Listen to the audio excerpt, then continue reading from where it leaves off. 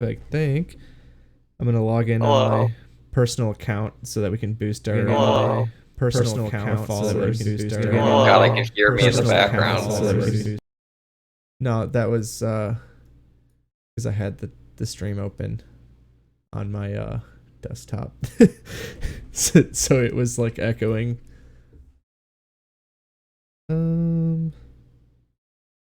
What's our name? 2049. Yeah. One word. I was just thinking out loud. Talking out loud. Cool. Alright, so I have the stream open on my phone, so we have one viewer. I think Nicole's on. Oh, I didn't look. I'm gonna move my microphone over here so it looks like I'm on the radio. Okay. Alright, well let's get started. Chris, you're the host tonight, so We're streaming now? We're yeah, live? we are live on Twitch. Cool. And you can see the stream? I have it on my phone, yeah, but I forget how to add the chat. The only reason I ask is because when I look on my phone, it just shows a black screen. And Nicole hasn't seen it. Try refreshing it. I did, but that's... Yeah. Does it work for both of you? It works on my It's working for phone. me. So I don't know about you. You have it open on your phone, Brett? Yeah, I just did it on my phone. just to like Okay, I'll just do it on my phone. just to boost our She's got it. viewer count. Shit, how do I we're so unprepared, God. Oh, I need to... Well, it's fine. No one knows. We're it's fine. I'm going to open it up on my computer so I can see the chat.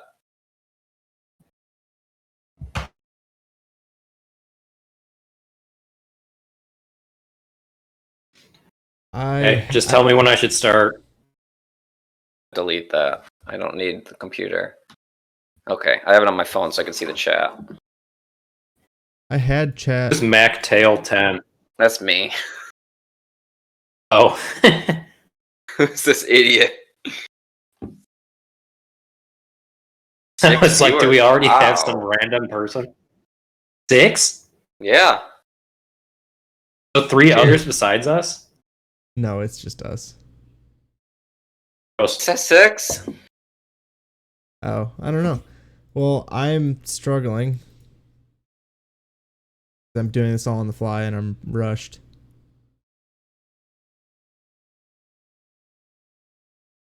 Uh-oh. Uh-oh, what? Chris just left. Why? Chris is back. I'm back. He's in a different position now, so... No, he's not.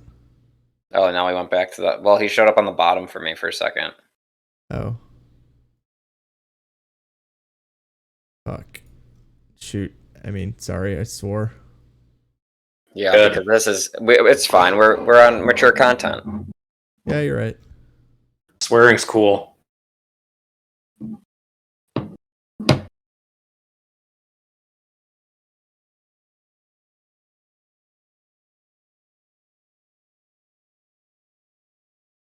View menu, select docs. Twitch chat. Got it. All right, we're good.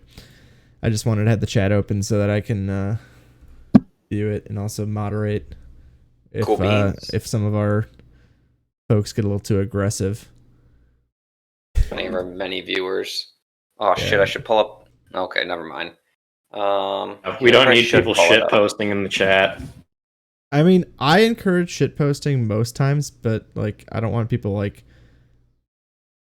I don't want to get a random person be racist or something. I hope Yeah. not. You know? Do you feel Unideal. All right, well, I think we are set for tonight. A little bit of technical difficulties to start things off, but I think the boys are back. Deal. You good to start then? Yeah, Chris, you are the host tonight, so it's your movie, Right. your choice, and you're gonna be the guy. Cool. All right, folks. Well, we're back. Fresh off the heels of our Lovebirds review. This week we're going to be doing an extremely similar movie. Actually, a lot of people usually get these mixed up with each other sometimes. And that movie is the 2018 film Annihilation. What I'm going to do is just go through a little intro. We'll talk about some basic thoughts on it, and then we'll get into a little more detail as we move along. So just a brief overview of the movie. It's based on the Southern Reach trilogy by Jeff Vandermeer, published in 2014. And what the books and the film are about, it centers around Lena, a former Army Ranger turned biologist, enlists in a harrowing mission with 4 other women to go in what is known as the Shimmer, a classified area in the Southern Reach that has recently seen a meteorite crash into it, spurring a chain reaction of alarming consequences around the area with seemingly no solution on how to stop it. The motives of the 5 researchers embarked on the mission start to come to light. Paranoia and fear starts to come to the forefront, spurring the team to try to stop the spread of the Shimmer as well as trying to find a way out of it. So that's just a brief blurb I wrote of the film. The movie was released on February 23rd, 2018 by Paramount Pictures. The budget of $40 million. It only made $43 million worldwide, which, not that much of a profit. I think we can kind of start there. Do you guys remember when this movie came out and how it was received? It was early 2018, I thought. And yeah, February. Yeah, I don't remember. I honestly don't even remember it coming out. I just remember like talking about it one day over the summer of 2018, and we just liked it. I feel so. This is my memory of it. I saw an advanced screening of it, so I feel like I talked with you guys about it. Did you really? I remember. Yeah. I remember our conversation because I was like, "Oh, I've never heard of this," and Mike was like, "What do you mean? I had an advanced screening of this movie, and I talked about it a bunch, and we're like, why don't you ever listen to me?" Right. Something like that. No, so I actually saw an advanced screening of it, and I brought my friend, and I'm pretty sure she's still scarred to this day. Like, whenever I bring this movie up, she's like, she does not like it.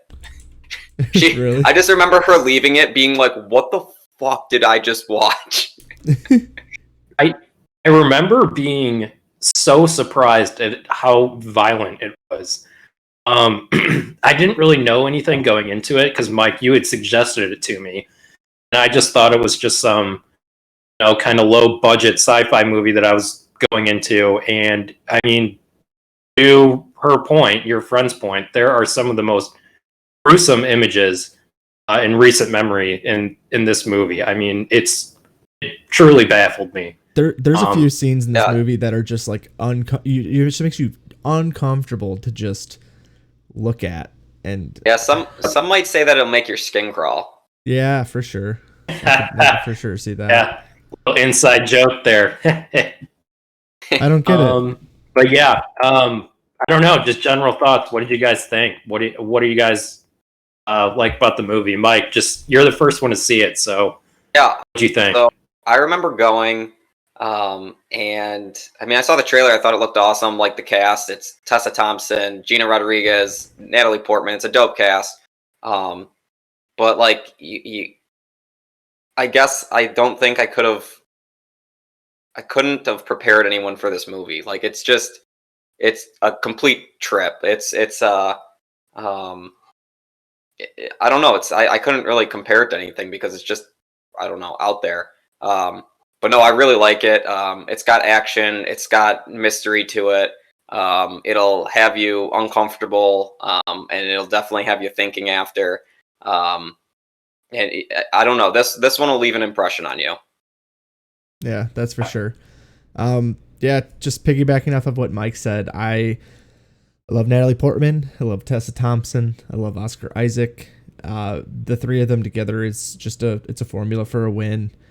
It's kind of exactly the kind of like, I don't know what the genre specifically. I said it was sci-fi horror. That's what I put in our like description, whatnot.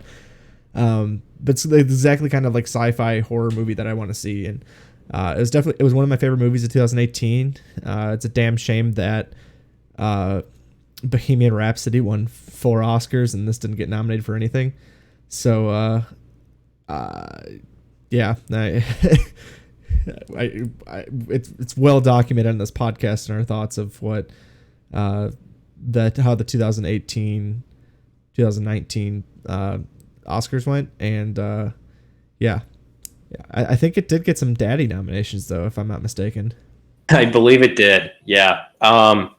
I would definitely consider this sci-fi horror. I mean, I think the easiest comparison to it would be like Alien, where it's both really violent, pretty creepy, and then at the end of the day, pretty thought-provoking. Like Alien mixed with Uncut Gems or something. Okay, yeah. Didn't think we would be mentioning Uncut Gems and Bohemian Rhapsody in this podcast, but here we are. Well, we need to have an A24 reference in every single episode. True. And speaking of A24, this was fresh off the heels of Alex Garland's previous movie, Ex Machina, which did get nominated for a couple of Oscars. It won one. It won like best editing or something, if I'm not mistaken. Yeah, I think it won visual effects. I think. Yeah, I really like this movie. Definitely, like you said, Mike, some big actors. Actually, my favorite performance in this movie is for Jason Lee, the one who plays the psychologist, Dr. Ventress. Her performance is like just goes from uncomfortable to unsettling to downright unnerving by the end of the movie. She's a psychologist. Right? What's up? She's the psychologist. Yep. Yeah, I mean, there's some really beautiful imagery in this movie. There's some really disgusting imagery. But overall, I just think it was a damn shame that it didn't get the praise. Well, critically, it got acclaimed, but at the box office and then obviously come award season, it didn't really get the love that you would want to see from a movie that's so as good as this, I guess. I don't know. Do you guys know many people who have seen this outside of like your film buff friends? I mean, I don't think many people in the general population really know too much about this. The only people I know of are kind of ones that I either told about it or, yeah, it's kind of it. I actually texted one of our buddies earlier and asked if he'd seen it and tried to get him to watch tonight, but he had seen it though. Yeah, okay. I'm pretty sure I forced a couple people to watch it one time, like on like a movie night or something. But fun fact, I actually watched this last night with my mom, my dad, who slept through it, my sister, and then my 12-year-old nephew and my 10-year-old niece. Which it's perfect. It's a great family film. It is, yeah, definitely something the whole family can enjoy for sure. Nothing too crazy or gruesome at all. Yeah. Also, what did you guys score it? I gave it 5 out of 5 stars. I love this movie. It was one of my favorites of 2018. I think it's one of the better sci-fi movies in recent memory. I think Alex Garland is a master at this. Obviously, he just followed it up with that show Devs, which you liked, right? I did watch it. Yeah, I liked it. It's interesting. Okay. Yeah, I don't know. I think this is just kind of his niche, and I don't know. This guy seriously seemingly can't miss right now. Yeah, I love this movie for sure. I think I gave it 4.5. I love it, but I think it doesn't stack up with some of my 5 stars, if that makes sense. It's definitely one of my favorite of 2018, but also 2018. I don't know. It wasn't super strong.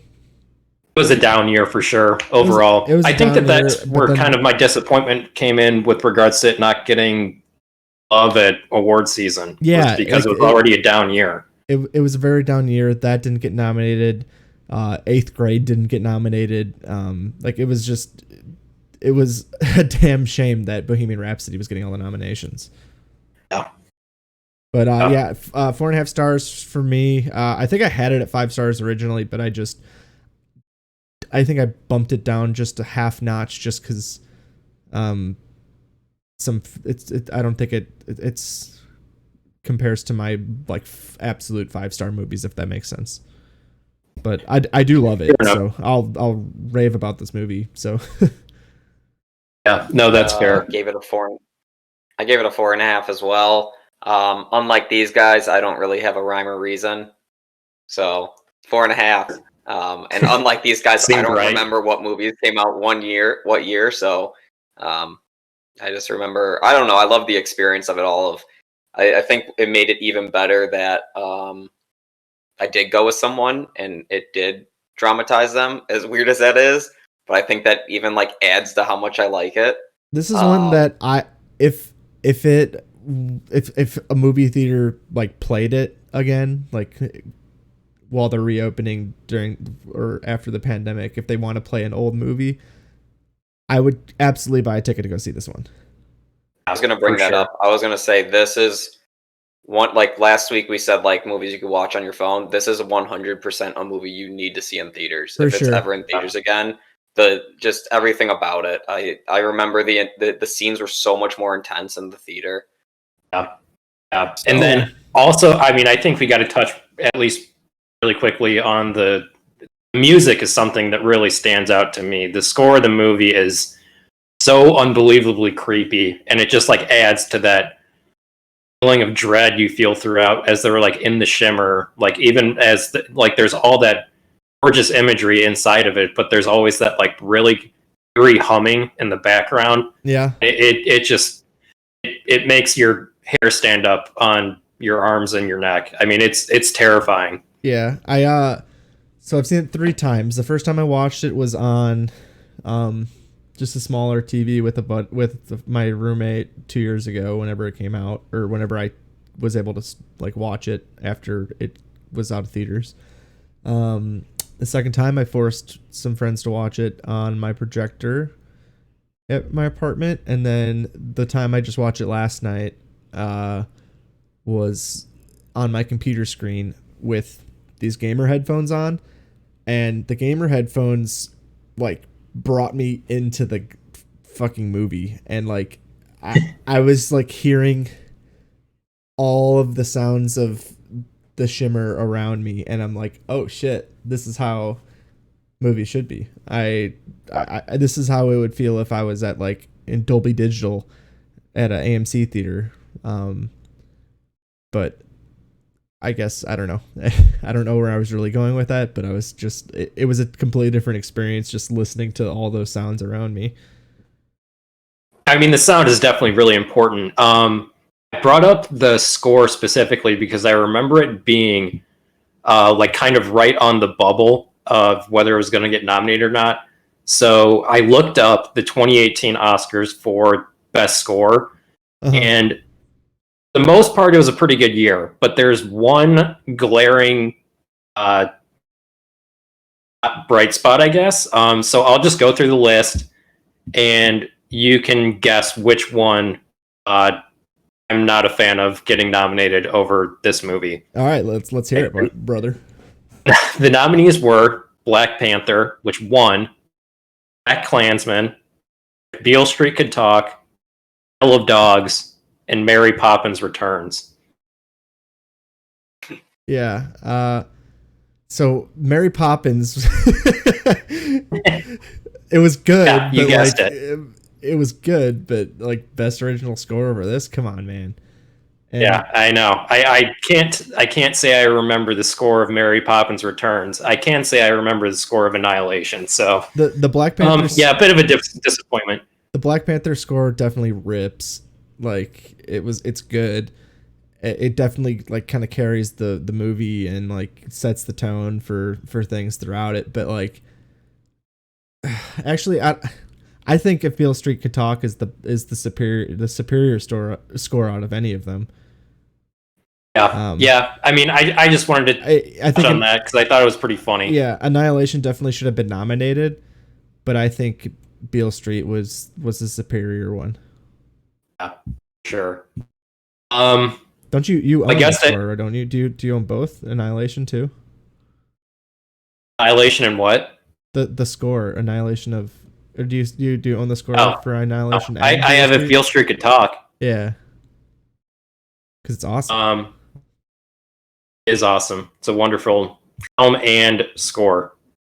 I guess that wraps up the general thoughts. Does anyone have any other general thoughts?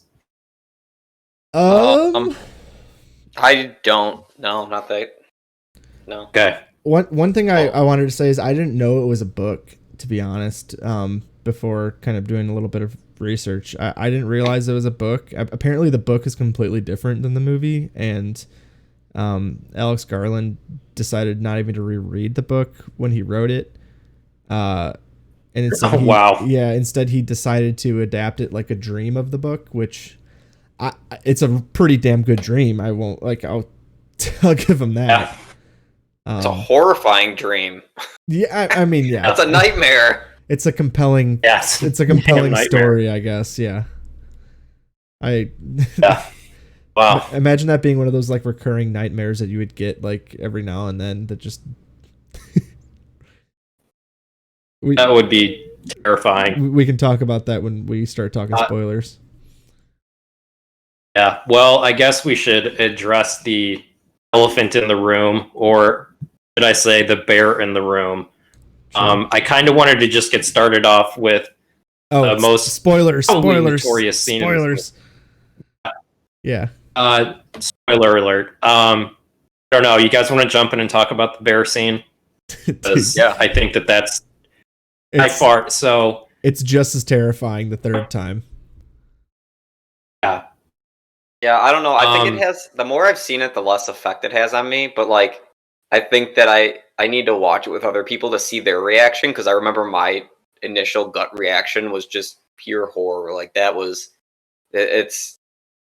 I would never think of anything like that. It was amazing. It was great. Yeah. Because like when you're watching it, you have no idea what the hell is happening. You saw her go search for the one girl, and she did not make it. And then all of a sudden you hear it. The one girl's going nuts all of a sudden, and then, I mean, she runs out there, and you're like, "What is going on?" And yeah, it's like it's already an intense situation with Gina Rodriguez having them all tied up in the chairs. So like to have all of the bear on top of that, just it's completely original and catches you off guard. Yeah. I remember being in the theater. And like you said, Mike, I think it's kind of like a jump scare in a horror movie where like the first time you see it, it's going to scare the crap out of you. But then afterwards, you know it's coming. So it's like you're not as scared. Yeah. I remember being in the theater, and when I realized what was going on, I shit you not, it was like every wire in my brain had just become unplugged, and I couldn't think. Like, I swear there was probably like drill coming down my mouth. I had no idea what was going on. I was like, how can someone even think of this? And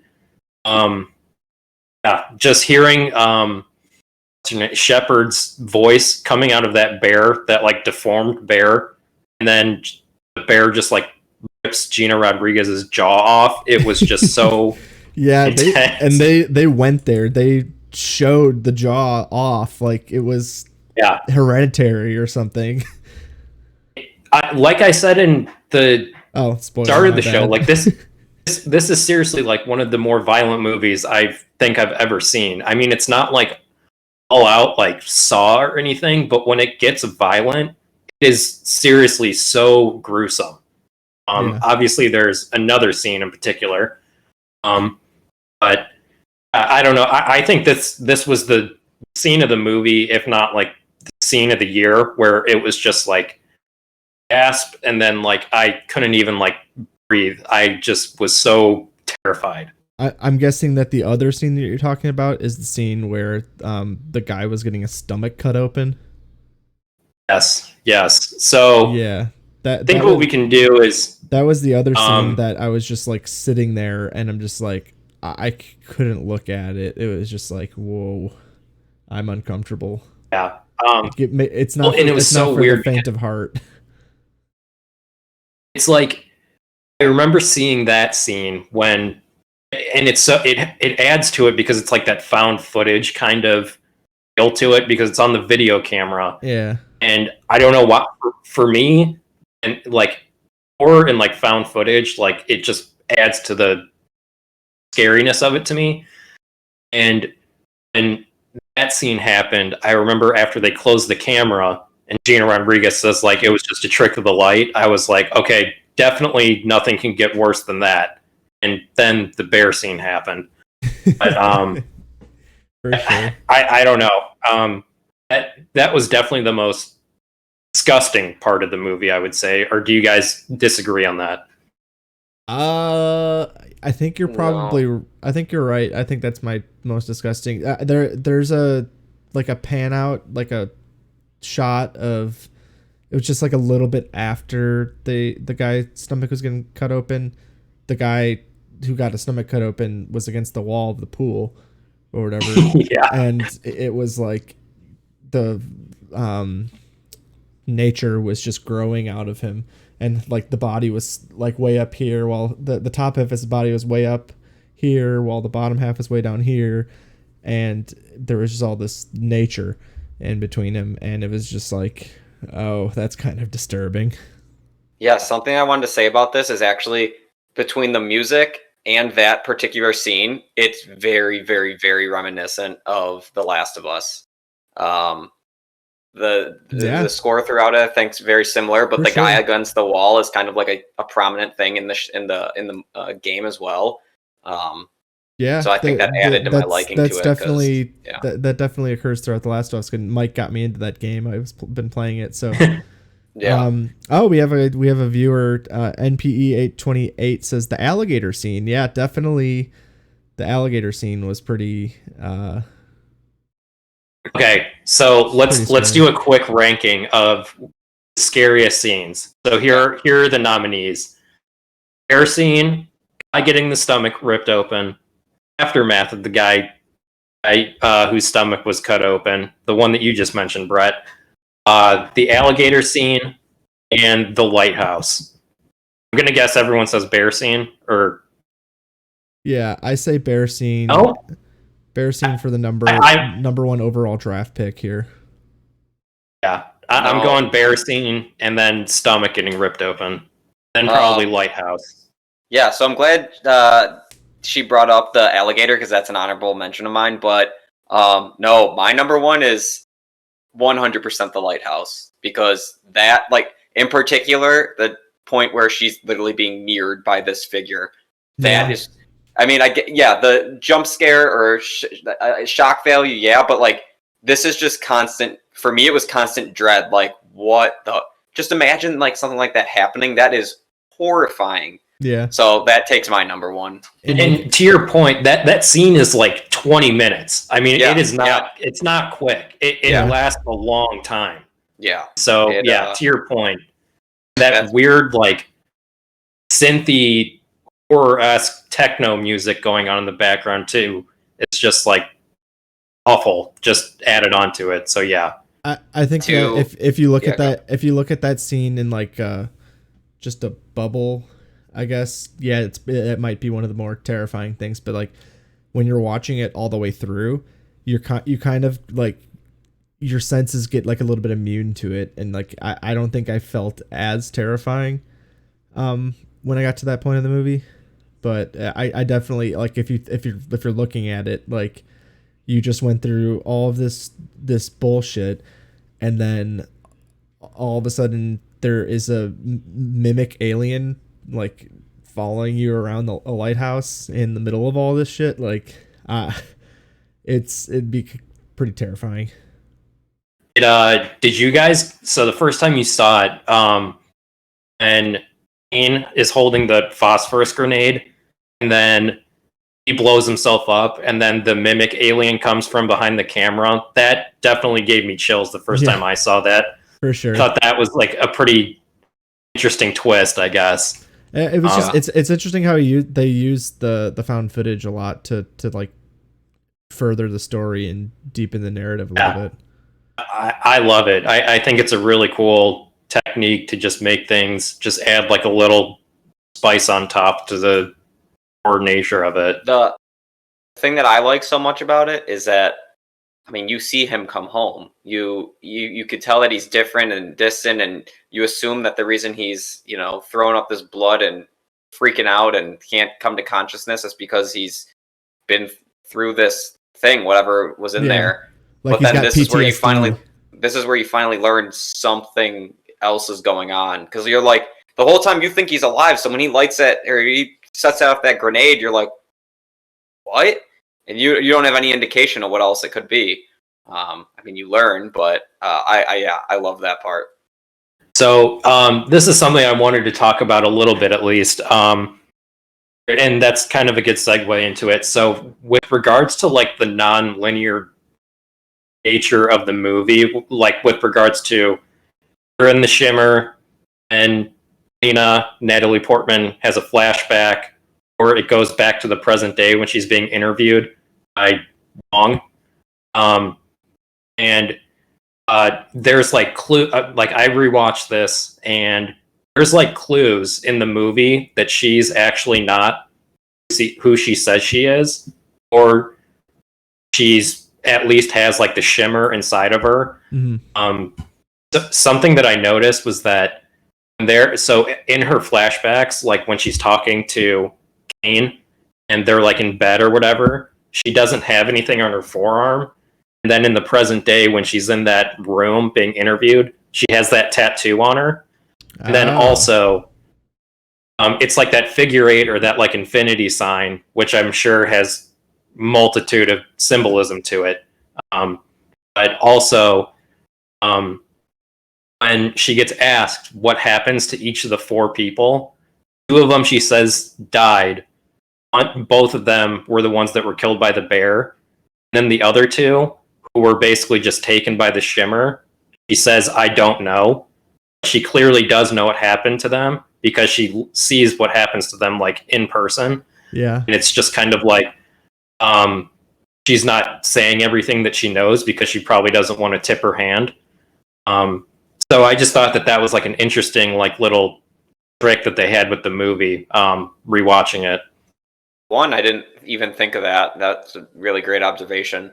But I was going to say, if you look, Gina Rodriguez has that tattoo on her arm. So I didn't know, like, this is kind of a stretch because I really have no idea. But, like, did she get a piece of each of them? Or, like, what was that? Possible. That was a question I had. I think it's just like a side effect of being in the Shimmer. That's what my guess would be. I mean, like, it's an infinity sign, like they mention.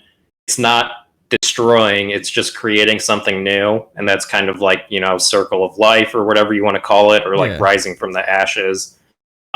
That's my takeaway from that tattoo. Do you know if she, like, Gina went in with that on her arm? I don't know. I'm gonna guess not. Okay. I don't know. Gotcha. That's a good question, but I don't know. I can pull up the movie on stream and we can just watch it right now if you want. I'm just kidding. Oh yeah, good deal. Yeah. Yeah, no, I think that there's just like little bits and pieces that like you can notice each time you rewatch it, and I find it fascinating. Okay, I want to jump back. We didn't like actually rank those scenes. Oh, okay. You want to rank the scenes? Okay. Yeah. So here, Chris, you go first. Okay. You do yours, and then we'll comment after because I think, otherwise we'll kind of go all over. Okay. I'm gonna go. Mike, you convinced me. I'm gonna move the lighthouse up to number 2. Bear scene number 1, lighthouse 2. Guy getting stomach cut open 3. Aftermath of guy getting stomach cut open, and then the alligator scene. I'm gonna do bear scene 1. Guy getting stomach cut open 2. Alligator 3. The reason I'm putting alligator in front of lighthouse is because alligator was a little bit towards the beginning of the movie, kind of sets the tone for like, oh yeah, so some shit's gonna happen. Yeah. So and in a bubble, maybe I'll have lighthouse at the front or at 1 or 2, but just as the movie progresses, I'm kind of immune to being scared, so. Lighthouse has to go next, and then aftermath after that. I think. Did I say guy getting stomach cut open? You said that for 2. Cool. I think an important thing with the alligator scene that might make it creepier as opposed to any other alligator scene in a movie, basically like any other man-eating alligator scene, the fact that it's like albino and not just regular green skinned really like throws you off when you first see it, and you're like, what the hell is going on? So to your point, you definitely know some shit's going to go down when you, one, an alligator's trying to eat him, two, the thing is definitely not a normal alligator. Yeah, for sure. I went Lighthouse 1. Number 2, I actually went guy getting stomach ripped open, and that's because I literally could just feel the unease in my body. It to the pit of my stomach, I feel it. I'm like, I don't like this. I don't like this. For So I think sure. because it's a visual that I can see and like know is a, like could imagine that happening and just being in that pain. Like, okay, not the inside actually, but someone like cutting, that gets to me. So that's 2. 3's the bear scene. Again, ask me this after my first viewing, it might have been a different story, but again, after, I don't know, kind of seeing it and knowing it's coming, it probably took away some of the value. And then the aftermath of the stomach scene is 4, and I'd say Gator 5, but I had it as an honorable mention because I really, again, this is the first exposure you have to anything super abnormal. Yeah, you see plants and whatever, but it doesn't really, it doesn't. This has the shock value to it, and like when it opens its mouth and you see the different parts, and you're like, "That's not normal. I don't like that." Gators are already scary enough. I don't need to see anymore. But yeah, and then I did have one more honorable mention of which it's very small and subtle, but the fingerprint moving. Because again, like if you looked at your fingerprint and saw that move, you would probably be as traumatized as she was. So yeah. Yeah. Yeah, I do not need to see my fingerprints moving. That would I would instantly lose my mind. Yeah, it's a bad trip. I think something that makes the scene with the guy getting his stomach cut open so unsettling is 3 things for me, at least. 1, it's the found footage aspect. I touched on that already. 2, that's like the scene where like that humming, really eerie music really starts like booming in your ear. That's as loud as it gets in the movie. And 3, like at the end of it, it's like Oscar Isaac staring into the camera and like smiling. And like you just know his mind is just completely gone. Yes. No sane person is going to be smiling after they just cut someone's stomach open and saw a bunch of worms crawling around in it. And just all 3 of those things put together, it is just beyond terrifying. For sure, definitely. Go ahead. Do you have something? Oh, no, go ahead, Mike. I got 3 questions. Whoa. 1, the black figure. So do you think that, because obviously it's transforming and morphing in front of her, did it need the droplet of blood to complete it? I think so. Yeah, I think so. Because it pretty quickly morphed into Lena afterwards, as opposed, because it like, I think before that it was kind of doing what it did to the guy whose stomach was cut open, where it just kind of was like, it needed some form of like life. I think at that point the psychologist was like dead. Then once the blood got sucked into there, and started multiplying those blood cells, and then it became Lena's Shimmer clone, I guess. Okay, so then 1, I guess this wasn't one of my original questions, but why do you think Ventress was like? Why did she explode into this thing? What happened? Was that just part of the Shimmer finally taking over? And then 2, what was up with Ventress' eyes? Like when that's another scene that's creepy when you see her and it's got like this just mold of like skin over her eyes thing. Yeah, and then you look, and then she looks over and it's normal, and you're like, what the? Yeah, I mean, I think that's a tough thing. I think at that point, and kind of rephrase my answer, I think when she like starts spitting out and you see like all the galaxies and stuff, I think that is just like the pure Shimmer. And she mentions in the movie, I don't know what it wants or if it wants. So like what she's saying there is like basically, I don't even know if this thing is alive. It's just inside me.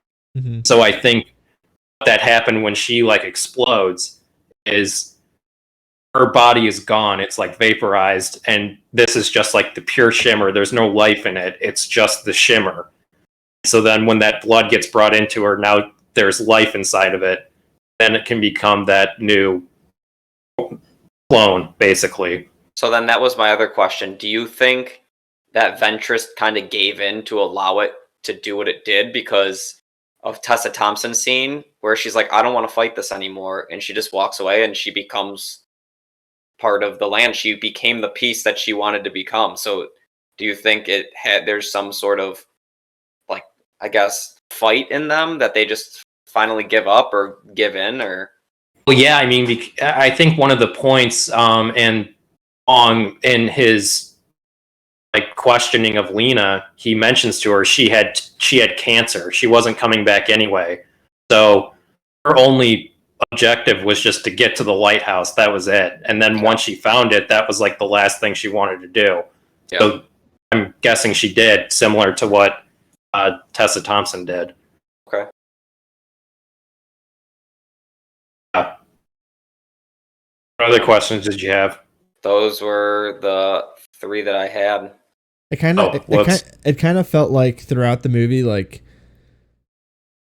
I don't know how I want to say this. It kind of felt like throughout the movie that the Shimmer was trying to make a copy of them throughout. Like you would see the bodies that were just like the flower bodies and shit. Like it felt like up until, like, I guess you would say, would that be the climax of the movie when they're in the lighthouse?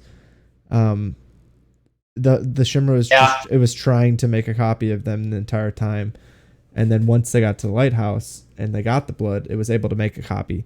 And I think that's what happened when Oscar Isaac's character got there and eventually left. I took the trees or the tree people as just previous people that had been in there. Yeah, I also thought that too, but I don't know. Okay, so here's a question I have for you guys. So obviously, when Oscar Isaac first comes back to Lena's house, he eventually becomes really ill. And he starts throwing up blood. And Lena kills the Shimmer, seemingly, he's all of a sudden fine. Why do you think he is fine and he didn't die? I mean, I just want to get your thoughts. I have a general thought on it, but I wonder if you guys thought about that as well. Yeah, no, I didn't think about it, so I'm not going to have an intelligent answer because I don't know. Same. Why do you think, Chris? So I think it was kind of like its own.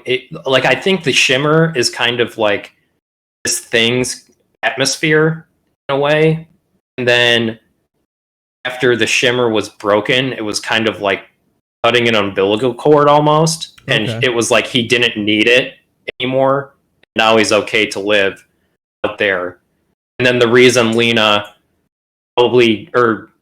she didn't fall sick was because she hadn't been outside the Shimmer long enough yet. That would be my guess. And that raises another question. Do you think Lena is who she says she is? Or do you think that's her? Or do you think she's like infected with whatever that thing is? So that's what I loved about the ending, is that they don't tell you. I love an ambiguous. It's kind of like Inception. Yeah, exactly. Kind of like Inception with the top, where you're like, you don't really know, and they don't tell you. Yep. So some people don't like. I would. Some people don't like that, but I love an ambiguous ending. Like, where I'm kind of just left thinking, like, oh well, is it her or is it the Shimmer? Like, is it the clone or whatever? But I'm a big fan of that. Do you guys think it was Lena when she left, or do you think that it could have at all been that other figure? I mean, I know you see it crawl down and, whatever, lay in that fire, but I don't know. I kind of took it as that's what made it out and Lena didn't.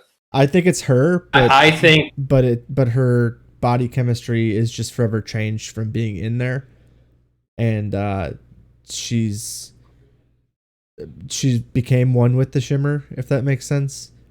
And she's still the same Yeah. person she was before, but she's also not. I think she's basically what Oscar Isaac was at the beginning of the movie um, before he started throwing up. So, Yeah. and now that the shimmer's gone, that probably won't happen. So do you think that it was Lena that made it out, like the original human, or do you think it's that figure that became Lena? I think it's the human. But Yeah. I think the shimmer has entered her body and she's kind of Yeah. infected with it. What Chris said. Okay. Yeah. Well, obviously, this is based on a trilogy of books. So it leaves a very ambiguous ending, and many people might say, want more. Would you, yes or no, do you think that there should be a sequel or trilogy to this? I'm conflicted. So I love the ambiguous ending. I'd totally be in for more if it's done right. AKA they bring Alex Garland back, all the writers, the whole cast. They have us executive produce it. With all of our money? Yeah. One thing that I saw while I was just looking through the IMDb page while doing a little bit of research, apparently it screened poorly, like with their test screening, and David Ellison, the financier at Paramount, became concerned that the film was like too intellectual and too complicated, so that he demanded that they make it like they dumb it down to make it appeal to a wider audience. So I think if they went and made a full trilogy, they would probably end up dumbing it down, and I would hate that. So they didn't dumb it down because the producer Scott Rudin sided with Alex Garland to not alter the film. But I think if they wanted to turn it into a franchise, they'd probably end up dumbing it down to try and make extra money. So I'm gonna say a resounding no. I do not need a dumbed down version of Annihilation.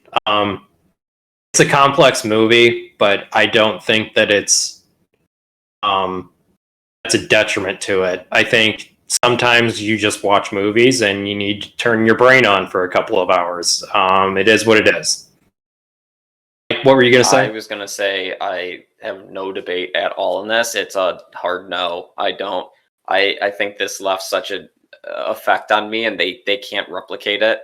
I think the world is cool. I think all of that, but I think that it's one of a kind and keep it that way. I just don't need anymore. I loved how it ended. I loved the way that all made me feel, and I don't need. Again, so maybe they could make a hit off of it, but I don't need it. Yeah, I lean towards that as well. If I saw Alex Garland was coming back, I'd probably be intrigued. But if they switch directors, it's a no for me, dog.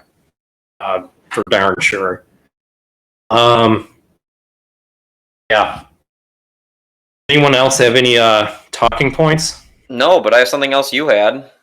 How What? the title relates to characters in the movie itself. Oh yeah, Chris. Oh yeah. From the homework you gave us, Chris. Yeah. So Thanks. the only thing that I guess the only thing that I didn't really think about before, but until after, is that like annihilation is a very destructive term. Yet everything in the shimmer is like growth. It's life. So it's kind of an oxymoron. I didn't really think of it until you presented the question, but I think that's kind of cool. I mean, the people they self-destruct, they go through stuff, but anything and everything else is growing. But even them, they're growing. She grows into a tree. She grows into this orb being thing. I mean, it's all, I don't know. And then like even the bear scene, like that bear grew into, I mean, it's new life every time, which I thought was kind of interesting. For sure. That's a really good point you brought up, because like there's all this new life all juxtaposed next to all this destruction, because like there's the destruction of Natalie Portman Oscar Isaac's marriage. There's the destruction of each and every one of the women going into the shimmer, and it just all the way up until the new life or whatever. I think you brought up a really good point, Mike. Yeah. I mean, I think the most important, at least one of them, most important like talks in the movie is one when Shepard and Nina are talking in the boat, and they're just going through each person and finding out why the heck you would sign up for this mission. They're going through and they're like, "Oh, Anya, she's an addict. You know, Shepard lost her kid." You find out later that Ventress had cancer, and then there's the other part. They're talking. Ventress says, "You know, most of us don't commit suicide; we just self-destruct." Yeah, And that's basically what they're doing by going into the shimmer is self-destructing. that was a hell of a line. Because they know, yeah, and they know they're. I mean, no one has ever come back from it except Dean, obviously, and so it's basically just that mission. They know they're just not coming out of it. Yeah. So yeah, I mean that they're annihilating themselves is basically what it comes down to. Hey, that's the title of the movie. I gotta say that's one thing I didn't like is when she just quotes the movie down there when she just says complete annihilation. I was like, yeah, that's kind of cheesy, but besides the point, I don't know. It didn't sway my opinion one way or the other. I just I like that speech. I thought it was good. I thought it was really creepy. Yeah. It's just like she's talking about how it's gonna break down our minds into like their smallest fragments as she's talking in sentence fragments because she's not really talking in complete sentences. And she just says annihilation. That's okay. We can agree to disagree, Mike. The intellect in you and the big dumb idiot in me. It just is what it is. It's that Leo DiCaprio Once Upon a Time in Hollywood meme where he's like pointing, he's like, Annihilation. The title of the movie.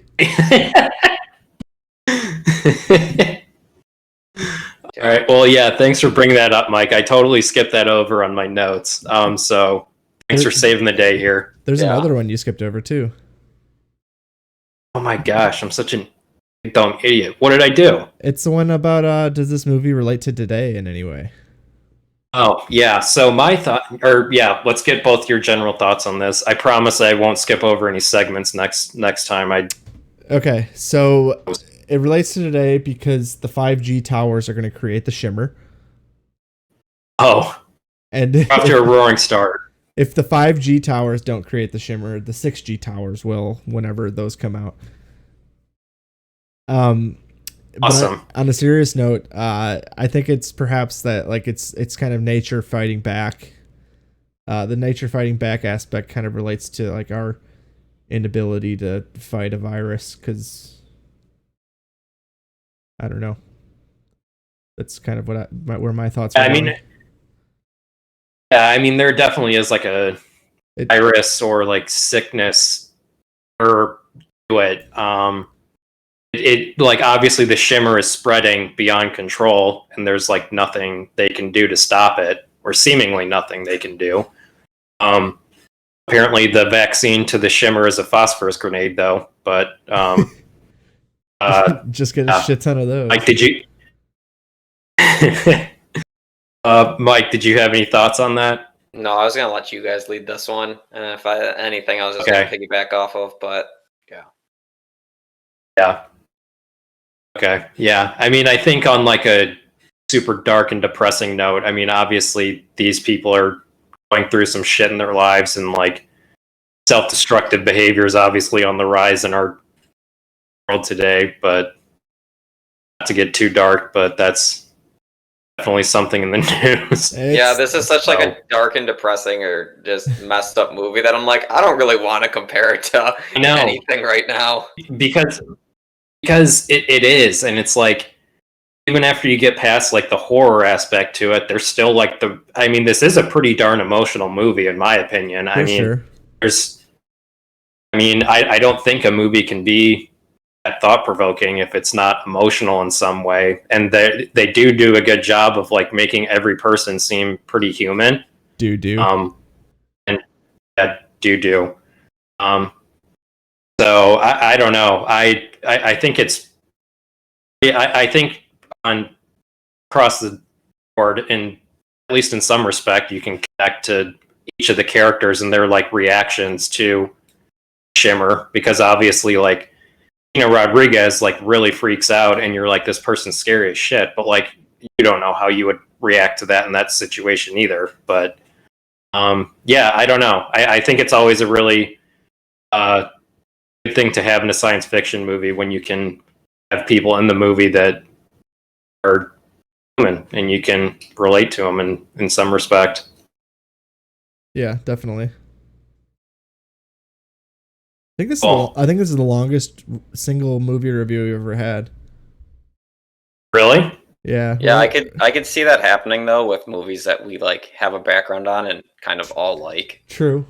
So we're at 55 minutes. Maybe I think like I don't know, the first 5 to 10 minutes where you were just kind of figuring things out, but yeah, I don't know. I it's a good movie and we had a lot to say about it, so I definitely enjoyed this one. Yeah. So Chris, 5 stars, and both me and Mike are 4.5. Yep. What is that? 4.75? I don't think Letterboxd lets us do that, so It doesn't. Yeah, we can just do 4.5. That's fine. okay. All right. Okay. Well, on that note, since we reviewed such a dark and depressing movie and scary movie, I thought our movie segment this week would be to rank our comfort food movies. And what I mean by that is movies that can put you in a good mood no matter what. It can be any genre, no matter what. I just left it up to you guys. Just let me know what movies you like to watch when you're having a bad day, and you know that at the end of that movie you're going to be in a better mood. That's basically the criteria for this set of movies. This wasn't a draft, right? This is just no. Just completely up to you. Just top 5 comfort food movies. Since that's the case, you start at 5. Okay. Yeah, start at 5. Yeah. Okay. Let's just go around the horn. Mike, you can start off. Okay.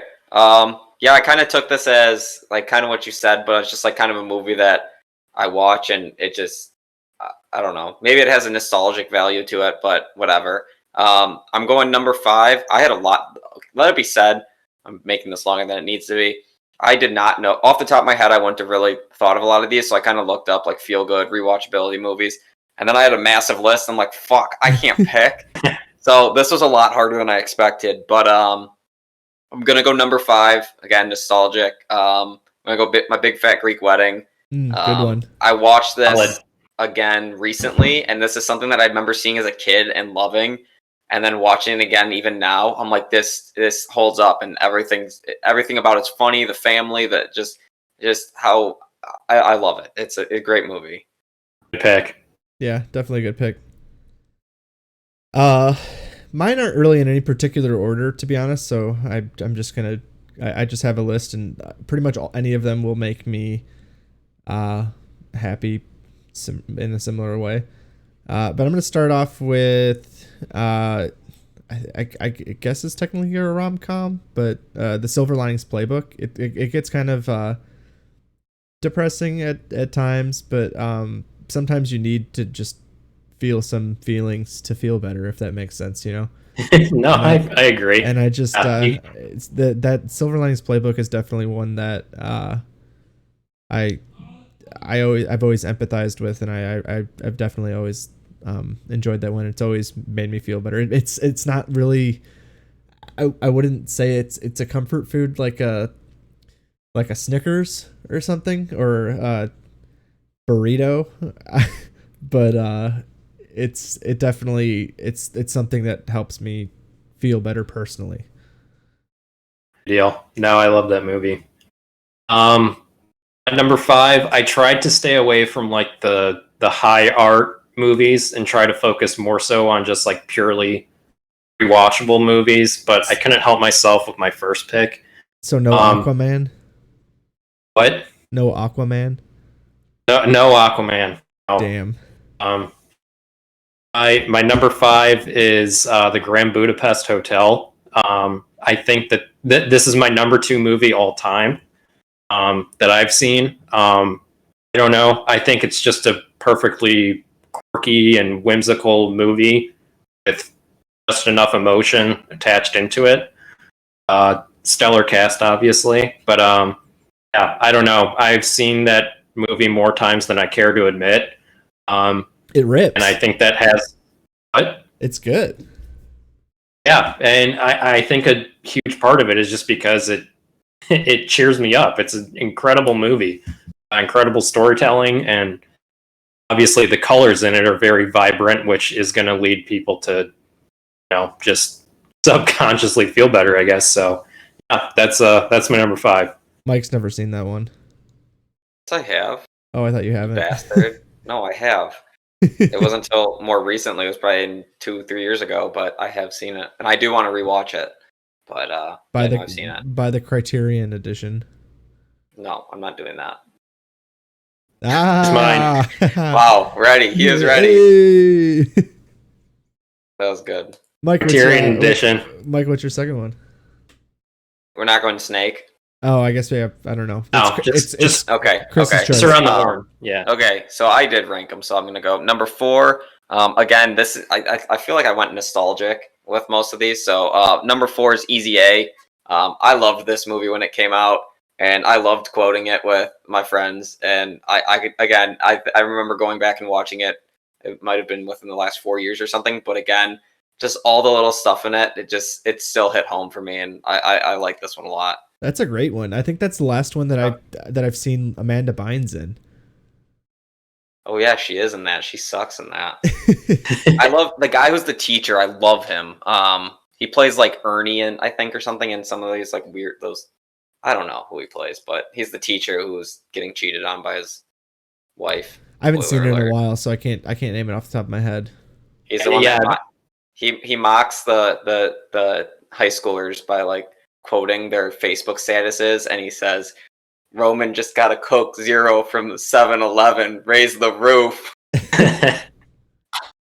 Okay, yeah. Whatever. Okay, so my next one, I don't know if this is cheating, but I just went with the entire Lord of the Rings trilogy. I've seen. I didn't want to just like have 3 of my 5 be different Lord of the Rings movies, so I just combined them all into one. I've probably seen the whole Lord of the Rings trilogy probably 60 times, just because it was replayed on TNT during the summers growing up all the time, and I would just, if it was on, it was on, and I was home doing nothing, so fuck it, I'll put on Lord of the Rings. So I've seen it so many times, and I recently rewatched the entire trilogy like a month or so ago, and still holds up in 2020. So it definitely made me feel better, and yeah, Lord of the Rings.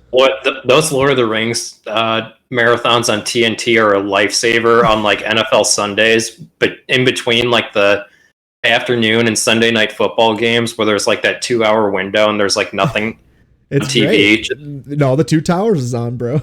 Yeah, and just flip it on. I'm like, all right, cool, I'm set. I don't actually have to leave my couch at all today. All right, bro, we're gonna go. We got the Battle of Helm's Deep, and then we have Sunday Night Football. What were you saying, Mike? Sorry, I cut you off. Nothing. No, it's irrelevant. Okay, am I up? Yeah, I'm up. Okay. Indubitably. Number 4, this is actually going to shock you guys. This is a sports movie, and you guys know my takes on sports movies. But this is probably my favorite sports movie ever. It's called A League of Their Own. Oh, that's a good one. Stars Gina Davis, Madonna, Rosie O'Donnell, and then someone by the name of Tom Hanks. Somebody. It's really good. It's about the all women's baseball league during World War II, and actually the main team, or the protagonist team, I guess, is Rockford, Illinois Peaches. So True. That's the fun fact about it. That movie is so good. definitely one of the biggest mood cheer upper movies. I don't know how to describe it. I've never seen. I love it. It definitely has a special place in my heart. They're supposed to be doing a reboot of it, I believe. Oh hell no! I'm hard no on that. No, but don't touch that. But we know somebody personally that's going to be that's supposed to be working on it. Oh, we do? Yeah. Oh. Fine. A certain person's brother.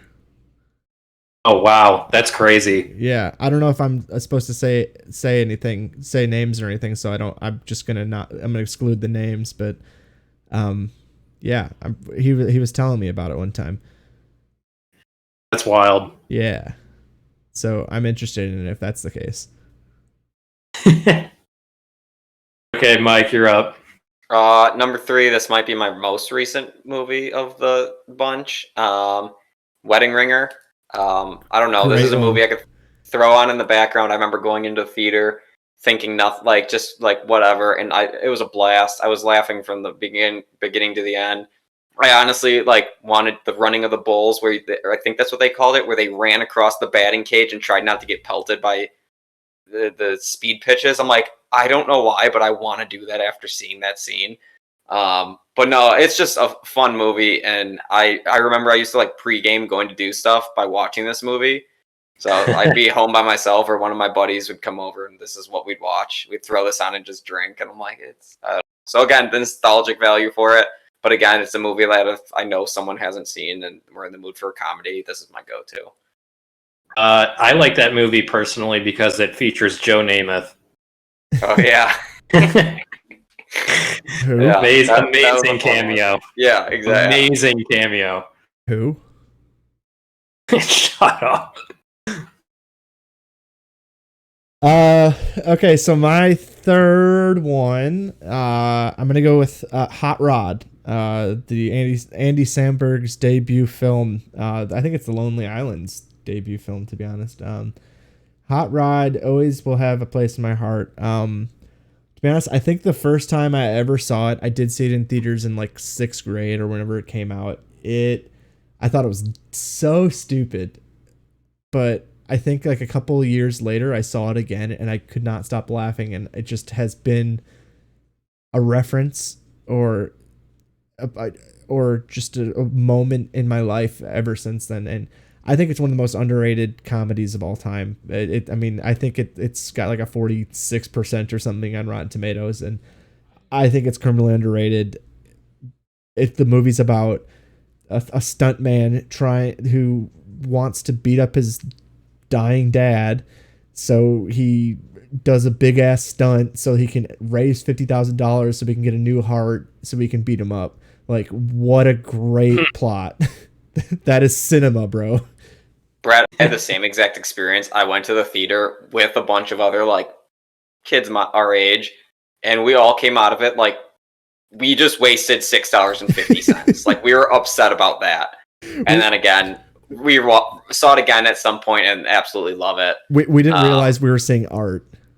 Yeah, exactly. I put this on with this girl one time, and we didn't get past the him going off the ramp. So Wow. literally the first 10 seconds where he rides off the ramp and it collapses, and she said turn it off. I'm like, oh, cool. Wow. Yeah, but I got her to watch it, and she did like it. Good, because it's an absolute classic. Yeah. Chris, am I up? Yep, you're up. Cool beans. My number 3 is another Illinois-based movie, actually. You may have heard of it. It's called Ferris Bueller's Day Off. Probably my favorite 80s movie. I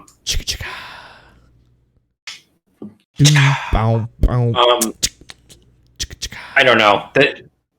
This is one of the funnest movies ever made, in my opinion. I don't think much has to be said. It's a classic. Mike, you've seen this, right? Yeah. Okay. I don't remember. That's all I wanted. But I have. I know I have seen it. I'd have to probably watch it again to talk it. Unbelievable. Okay, yeah. Well, that's my number 3.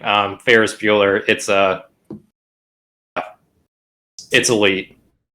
It's Okay. same director as the movie that you starred in. True. Okay. Well, my number 2 will come as no surprise to anyone. And it is Paddington. This literally talking about him makes me so happy. Um, I don't know what it is about this movie, but it's we need just some we need some hearts in the chat for Paddington. the fact that he's just the nicest little bear in the world and cares about everyone's well-being, and then even follows it up with a second one where you're like, oh, okay, it can't live up to the first one. And then I don't want to spoil it, but he makes a bunch of people that wouldn't typically love anything or anyone fall in love with themselves, and that is beautiful. I love it. It's the best. It warms the heart. Chris, have you seen it yet? Oh, I haven't. I will drive to your fucking house tonight and give you the Blu-ray. I'm not kidding. No, it's fine. It's Watch not it fine. ASAP, I promise. Oh my god. Watch Ferris Bueller, and then I'll simultaneously rewatch Paddington. Oh, rewatch. You haven't seen it. You said you can't remember it. That's basically the same thing. I thought you said you rewatch. Okay, yeah, whatever. No.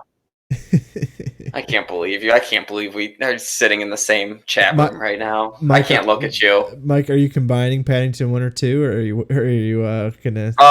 If I have to pick one, it's Paddington 1. I just had to give a shout out to 2 because I just remember watching it and being super nervous because I'm like, I don't think it can do what the first one did, and I think I like the first one more, but that's because it had, again, nostalgic value. But 2, it did the job. One's great and 2's also great. It's just like, yeah. Bless you. Shh. Thanks. Okay, I'm up. So probably my favorite comedy of all time right now. I'm sure you guys probably know what it is. It's my most referenced movie ever. It's ruined music biopics for forever, pretty much, because it was just so on point at the time. It was so ahead of the time, in 2006 or so when it came out. But it's Walk Hard, the Dewey Cox story, with John C. Reilly. I think it's the perfect comedy. It's just there's never a scene or moment in it where I can't quote or laugh at, and I'm obsessed with it. Literally that movie I could put on any time and it'll make me happy. I could just literally just I can just search on YouTube a specific scene and it'll make me happy. So it's definitely been a big part of my life and definitely my comfort food. That's a good pick. Okay, well, my number 2 is another movie that I have a Criterion edition of, actually. It's The Great Escape, 1963 movie. I don't know. I first saw this movie when I was like 9 years old, and it's World War II movie, but it's not like heavy and depressing. It's more so of like an adventure story. I don't know. I just rewatched it the other week on like 4th of July weekend. Still incredible. Just, stars a lot of really famous people from back in the day. And if you haven't seen it, you'll recognize it if you saw Once Upon a Time in Hollywood, because the scene where Leo DiCaprio is like on screen. You remember the scene where he was talking about he almost got the part for a movie, and there's like that flashback? That's The Great Escape. Oh, okay. What they did was they superimposed him over Steve McQueen, and shout out to whoever did the choreography of that movie, Once Upon a Time in Hollywood, because every single mannerism Leo does in that scene is to a T what Steve McQueen did. It was like almost creepy how similar it was. But yeah, that's that movie. I I've never seen that. Super good. Love it. I'll have to check that out. Is that on the Criterion like streaming service, or do you have to have the DVD? I don't know. It might only be DVD, but I don't know if it's streaming or not. Chris, do you have all your movies next to you? All your top 5? Oh, just the two Criterion editions I had with me. Gotcha. Okay, I was gonna be like, wow, that's commitment. It's kind of surprising. Like none of us have any overlap, and I think that's pretty cool. Yeah. Well, I guess not yet. We have one more movie left, but I highly doubt either of you have mine on there. So I think we're safe. But is it Avengers? No. I didn't put. I was gonna put a Marvel movie on here, and it wouldn't have even been Avengers. But yeah, I was like, no, I got too many other things to pick from, and everyone already knows that I love all those tremendously. So, my number one is I truly can watch this movie all the fucking time. I love it so much. I don't know why. I just felt that it was so relatable for the longest time. I don't even know why, because it didn't apply to me at all in any way, shape, or form. But She's Out of My League. I love this movie. I don't know why I like it so much, but it's just it's awesome. I think Jay Baruchel, however you say his name, is just he's great. It's amazing. I got no words. I just love it. Yeah, I'm a fan of that movie. I do like that one. And I think it's just one of the movies that I could put on at any time, and I'll always come out of it feeling, again, it's exactly what you wanted from it. I'll just always come out happy with it. There's songs in it that I remember that I'll listen to here and there, and it reminds me of it, and just, I don't know. And just the concept of it, which is funny, but it's also true. Like, there's no number system. It's not a thing. I don't know. I like it. I hear from people a lot and they say, oh, I don't like Jay Baruchel, or I don't like his voice, or whatever. And I think he's underrated. I don't know. Yeah. I think he's actually more relatable and kind of a funny guy. So I don't know. I never felt that way about Jay. I do like him. Neither. I didn't know that was a thing. Yeah. I mean, I've heard it from a bunch of people. So, but my turn. Yeah. Okay, so my number one overall draft pick for my comfort food movie segment, it is I don't I'm not even gonna set it up. It's Forgetting Sarah Marshall. I think it's one of my favorite movies ever. It's definitely one that I will throw on anytime, and doesn't matter when, doesn't matter how. If I'm watching it, it cheers me up, and it's great. I've been learning the Dracula musical, Dracula's Lament, so maybe one day I'll perform it for the Twitch stream if we get 50 subscribers. I don't know. That would be something. If we make money from Twitch ever, we can do something fun on stream one time. Sick. That'd be so funny. Okay, well, to round things out, my number one, to me, this is the most rewatchable movie of all time, and that is the Steven Soderbergh classic, Ocean's 11. I think this is probably the only movie I've ever seen where if you put it on every single day of my entire life, I would not complain. It is just pure entertainment and fun. There's really no sadness or like negative emotion at all in this movie. It's, like I said, just a bunch of A-list actors having the time of their lives on screen in Las Vegas. And I don't know, what more can you want from that?